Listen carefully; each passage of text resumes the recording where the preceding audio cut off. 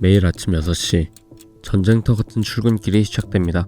경기도민의 하루는 서울로 향하는 빨간 광역버스와 빽빽한 지하철 안에서 시작됩니다. 해가 뜨면 도시의 주인들은 썰물처럼 빠져나가고 남겨진 도시는 마치 유령처럼 텅 비어버립니다. 우리는 이런 곳을 베드타운, 말 그대로 잠만 자는 마을이라 부릅니다. 하지만 단순히 잠만 자는 것이 문제일까요? 이건 도시의 자존심이자 도시가 스스로 살아 숨쉴 수 있는지를 보여주는 생명력에 관한 이야기입니다. 오늘 순위의 기준이 되는 핵심 데이터, 바로 지역활동 인구 비중입니다. 어렵게 생각하실 필요 없습니다. 이 수치는 도시의 맥박과도 같습니다. 수치가 100%라면 그 도시에 사는 사람만큼의 일자리가 그 안에 있다는 뜻입니다. 하지만 100% 아래로 내려갈수록 내 집은 여기에 있지만 내 일터도, 내가 돈을 쓰는 맛집도, 친구를 만나는 곳도 모두 다른 도시에 있다는 증거가 됩니다. 잠은 자지만 일은 할 수 없는 반쪽짜리 도시, 자급자족 기능을 잃고 서울의 위선으로 전락해버린 도시들. 오늘 진화도시연구소에서는 2025년 최신 데이터를 통해 분석한 수도권의 아픈 손가락, 대한민국 베드타운 탑10을 낱낱이 파헤쳐드립니다. 특히 이번 순위에는 우리가 흔히 살기 좋다고 생각했던 일기 신도시와 최근 급부상한 핫플레이스들이 대거 포함되어 충격을 주고 있습니다. 화려한 아파트값 뒤에 숨겨진 도시 경쟁력을 판단할 실질적인 지표를 공개합니다. 도시의 미래를 함께 읽어가고 싶다면 구독과 좋아요 잊지 말아주세요. 10위, 경기 하남시. 10위는 천지개벽의 아이콘, 경기 하남시입니다. 미사 강변도시, 위례 신도시, 가밀지구, 그리고 스타필드까지 불과 몇 년 사이 논밭이던 곳이 고층 아파트 숲으로 변하며 상점 벽해를 이룬 곳입니다. 하지만 화려한 겉모습과 달리 데이터는 냉정합니다. 하남시의 지역활동 인구 비중은 87.1%, 거주하는 15세 이상 인구는 28만 명에 육박하지만 지역 내에서 활동하는 인구는 24만 명 수준에 그칩니다. 특히 2022년보다 수치가 0.3포인트 더 하락했다는 점이 뼈아픕니다. 서울 강동구, 송파구와 딱 붙어있는 지리적 이점. 하지만 역설적으로 이 서울 접근성 때문에 하남은 독자적인 경제 생태계를 꾸리기보다 서울로 출근하는 거대한 주거단지로 굳어지고 있습니다. 스타필드는 있지만 정작 우리 집 가장이 출근한 기업은 부족한 도시, 하남의 현 주소입니다. 9위, 경기 고양시.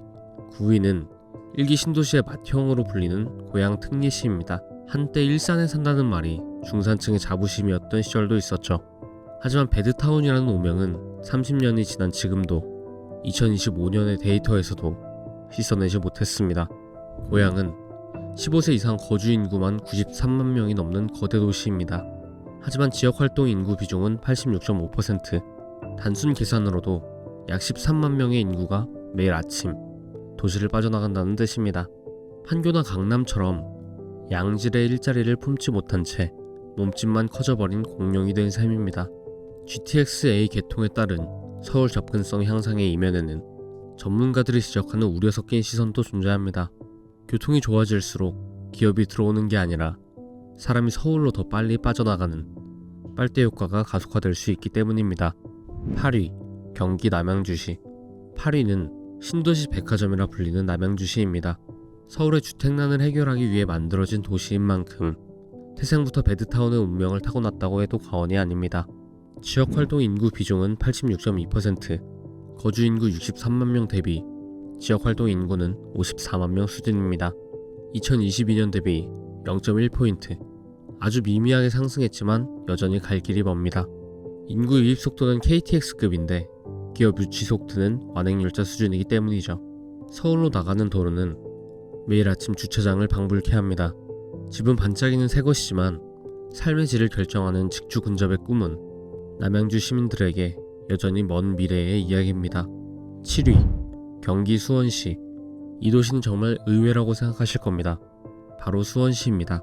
아니, 삼성전자가 있는데 왜 베드타운이야? 라고 반문하시는 분들 많으시죠. 저도 데이터를 보고 다시 한번 확인했을 정도니까요. 하지만 통계는 거짓말을 하지 않습니다. 수원의 비중은 86.0%, 심지어 2022년보다 0.4%포인트 더 떨어졌습니다. 이유는 규모의 함정이 있습니다. 수원은 15세 이상 인구만 105만 명이 넘는 레몬드급 도시입니다. 삼성전자라는 글로벌 기업이 있지만 120만 전체 인구를 모두 수용하기엔 역부족입니다. 오히려 광교 신도시, 호매실 지구 등 대규모 택지가 개발되면서 서울 강남이나 판교로 출퇴근하는 고소득 직장인들이 수원에 둥지를 틀었기 때문입니다. 일자리가 많지만 그보다 더 많은 사람이 잠만 자러 오는 도시, 이것이 수원의 아이러니입니다.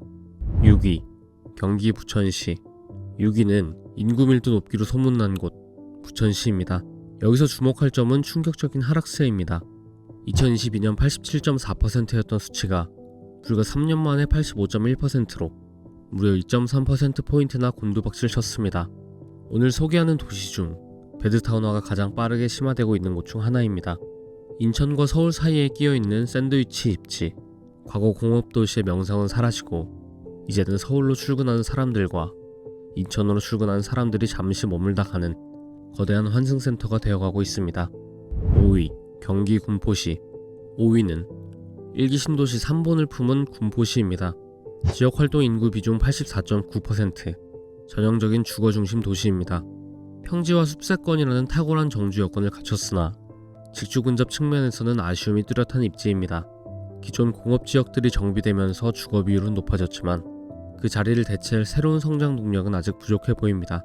4위, 경기 의왕시. 4위는 의왕시입니다.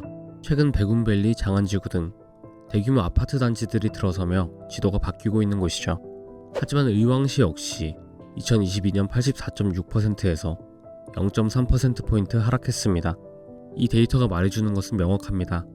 아파트는 계속 짓고 인구는 늘어나는데 그들이 일할 곳은 도시 안에 없다. 결국 새로 이사온 주민들 대부분이 아침이면 도시를 떠나야 하는 베드타운의 전형적인 패턴이 반복되고 있습니다. 자, 이제 탑3입니다. 여기서부터는 지역활동 인구 비중이 80% 초반대로 뚝 떨어집니다. 사실상 도시 기능의 절반 이상을 서울에 전적으로 의존하고 있는 서울의 확장판이나 다름없는 곳들입니다. 3위, 경기 구리시. 3위는 경기 구리시입니다. 비중은 82.3%. 지도에서 보면 서울 광진구, 중랑구와 거의 한 몸처럼 붙어 있습니다. 그래서일까요? 구리시의 베드타운화는 브레이크 없이 가속도가 붙었습니다. 2022년 84.5%에서 3년 만에 무려 2.2%포인트나 급락한 것입니다.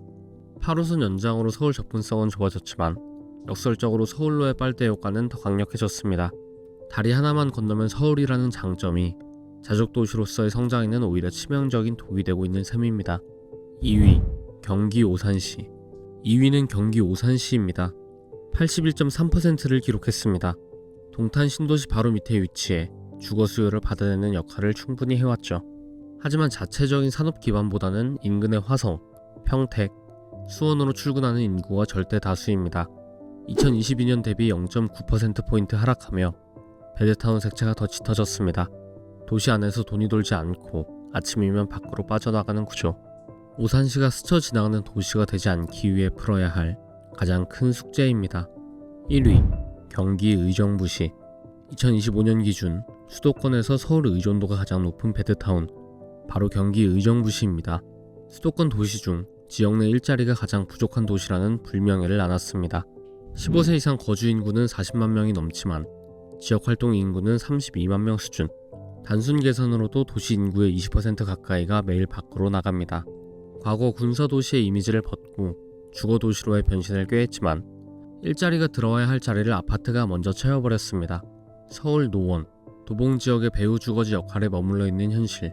낮에는 텅 비고 밤에만 붐비는 도시의 슬픈 자화상을 의정부시가 가장 적나라하게 보여주고 있습니다. 자, 오늘 하남부터 의정부까지 2025년 데이터로 본 수도권 베드타운 탑10을 살펴봤습니다. 어떤 생각이 드셨나요? 단순히 우리 동네 순위가 높네 하고 웃어넘길 문제가 아닙니다. 베드타운의 가장 큰 문제는 결국 여러분의 삶의 질입니다. 매일 길 위에서 버리게 되는 시간, 아이들과 저녁을 먹을 수 없는 삶, 내 세금은 여기에 내는데 문화와 소비는 서울에서 누려야 하는 불일치. 진정한 도시의 발전은 아파트 값을 올리는 것이 아니라 집 근처에 좋은 직장이 있고 슬리퍼를 신고 문화를 즐길 수 있는 직주락의 일치에 있습니다. 여러분이 사는 도시는 어떤가요? 댓글로 여러분의 도시 이야기 그리고 궁금한 도시를 남겨주세요. 지금까지 진화도시연구소였습니다.